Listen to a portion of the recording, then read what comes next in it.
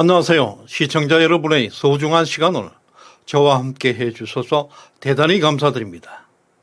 여러분의 끝없는 사랑과 많은 댓글들은 저에게 큰 힘이 되고 있습니다.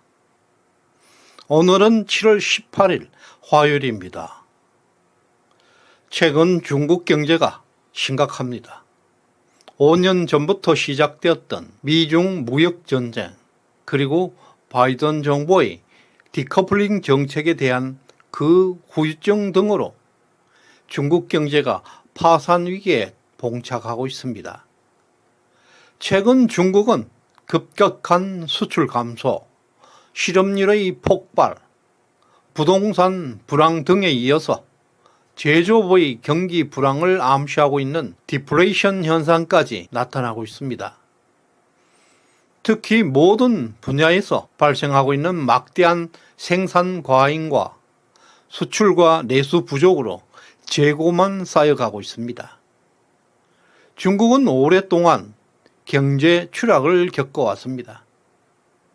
지금까지 통계를 조작하면서 사태를 연명해왔지만 이제 그 조작된 통계가 중국 자체를 파괴하고 있습니다. 중국의 수출이 크게 감소하고 있습니다. 올 6월 수출은 작년 동기 대비 12.4%나 감소했습니다. 이것은 텅텅 비어있던 상하이 항구가 증명하고 있습니다. 실제 수출 감소는 12.4%보다 훨씬 심각한 것으로 전망되고 있습니다. 중국은 누구의 견제도 없이 언제든지 통계를 자유롭게 마사지할 수 있는 나라이기 때문입니다. 중국 수출은 지난 5월 5.7%나 감소한 데 이어서 2달 연속으로 대폭 감소하고 있습니다. 그리고 수출뿐만 아니라 수입도 같은 패턴으로 감소하고 있는데요. 올해 6월 중국의 총 수입은 전년 대비 6.8% 감소했습니다. 수입이 감소하고 있다는 것은 원재료 수입이 감소하고 있다는 의미에 주목을 해야 합니다. 수입이 대폭 감소한 것은 중국의 수출은 당분간 더욱더 추락할 것이라는 것을 암시하고 있습니다. 또 중국 경제가 어려운 요인이 하나 더 있습니다. 미국의 디커플링 정책으로 그동안 최대 소비 시장이었던 미국에서 중국의 수출이 추락하고 있다는 것입니다. 이것은 중국 제조업의 치명적인 수요 감소로 이어지고 있습니다. 올 상반기 미국의 수입 순위에서 중국은 15년 만에 1위에서 3위로 내려앉았습니다. 니온게이지의 신문 분석에 따르면 미국의 총 수입액 중에서 중국의 비중이 16.7%에서 13.4%로 감소했다고 합니다. 중국의 대미 수출이 무려 25%나 감소했음을 보여주고 있습니다. 중국 수출은 미국 1위, 동남아 2위, 그 다음이 EU입니다. 그러므로 미국의 수출 감소는 중국 경제에 큰 타격을 주고 있습니다. 러시아 수출이 92% 증가했다고 하지만 중국에서 러시아 수출 비중은 3%에 불과합니다. 따라서 러시아 수출 증가는 중국 경제에 영향을 주지 못하고 있습니다. 이러한 결과로 중국 경제는 장기 불황으로 진입하고 있다는 징조들이 나타나고 있습니다.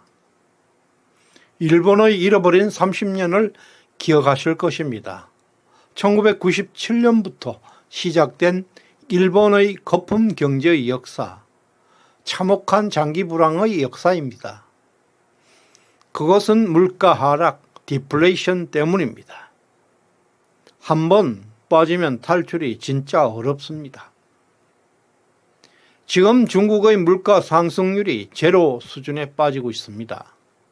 일본이 30년 동안 고통 속에서 빠져나오지 못했던 그 무서운 디플레이션의 늪으로 중국이 들어가고 있습니다. 디플레이션은 쉽게 물가가 하락하는 것입니다. 물가가 하락하면 기업들은 제품을 생산해도 팔리지 않습니다. 생산하면 생산할수록 손해가 발생합니다. 기업은 근로자를 해고할 수밖에 없고 실업자가 발생하고 임금 소득이 줄어들게 되면 돈이 없어서 상품을 살 수 있는 수요가 감소하게 됩니다. 이러한 순환이 반복되면서 제품 가격은 또 내려야 하고 기업들은 줄도산하고 일자리는 점점 수렁으로 빠져들게 됩니다. 다시 말해서 국제 원자재 가격은 상승하고 있는데 국제 원유 가격이 상승을 하고 있는데 중국 제조업들이 만드는 상품 가격은 오히려 내린다는 뜻입니다. 그 결과 중국은 실업률이 폭발적으로 증가하고 임금은 삭감되는 상황이 벌어지고 있습니다. 최근 중국 청년 실업률이 21%를 돌파하고 청년 백수가 폭증하고 있습니다.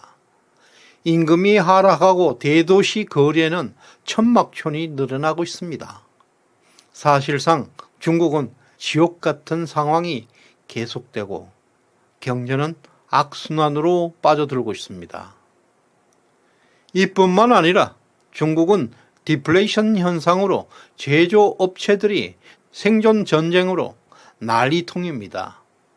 테슬라 중국 상하이 공장에서는 생산 비용을 줄이기 위해서 한 개의 배터리 생산 라인을 중단하고 1000명이 넘는 직원을 해고했습니다.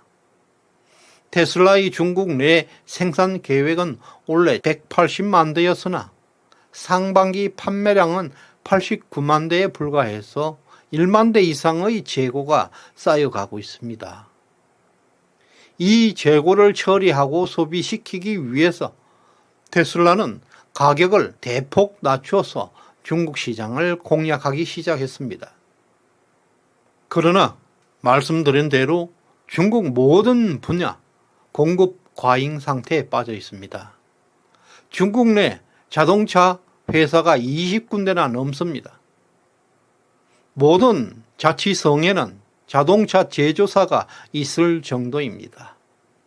이것은 사회주의 계획경제의 큰 문제점을 잘 보여주고 있습니다. 아무튼 이런 환경 속에서 테슬라와 BMW 같은 외국 자동차 회사들은 직원 수를 줄이고 원가를 절감하고 가격을 내리는 가격 전쟁에 돌입하고 재고를 처리하고 있습니다. 그러나 중국 20개 이상의 자동차 회사들은 테슬라와 경쟁해서 가격 전쟁에서 이길 수가 없습니다. 원래 20개의 중국 자동차 회사들은 한 곳도 판매 목표를 달성한 곳이 없습니다. 엄청난 재고가 쌓여가고 있습니다. 중국의 제1위 전기자동차 회사 비아디 자동차는 원래 판매 목표 175만 대 중에서 현재까지 62만 대를 판매해서 겨우 35.4%만 달성하고 있습니다. 이런 상황에서 중국의 16개 자동차 회사들이 몰래 담합을 해서 가격 인하를 거부하다가 당국에 적발되기도 했습니다. 이들이 생산하는 자동차 가격은 테슬라보다 월등히 높습니다.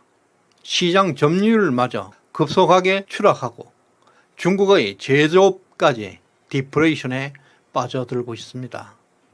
이뿐만 아니라 중국 부동산, 건설, 조선 등 다양한 분야에서 중복 투자, 과잉 투자로 인해서 엄청난 과잉 생산, 과잉 공급이 발생하고 있습니다. 거기에다가 미국과 서방 진영의 디커플링 등으로 인해서 수출이 급감하는 수요 부족 현상까지 겹치고 있습니다. 즉 공급은 넘쳐나는데 반면에 판매해야 하는 시장은 줄어들고 있는 진퇴양난에 빠져 있습니다. 중국은 지금 잃어버린 30년, 일본을 따라가고 있습니다. 일각에서는 중국의 추락은 우리나라에게도 좋을 것이 없다고 주장하고 있습니다.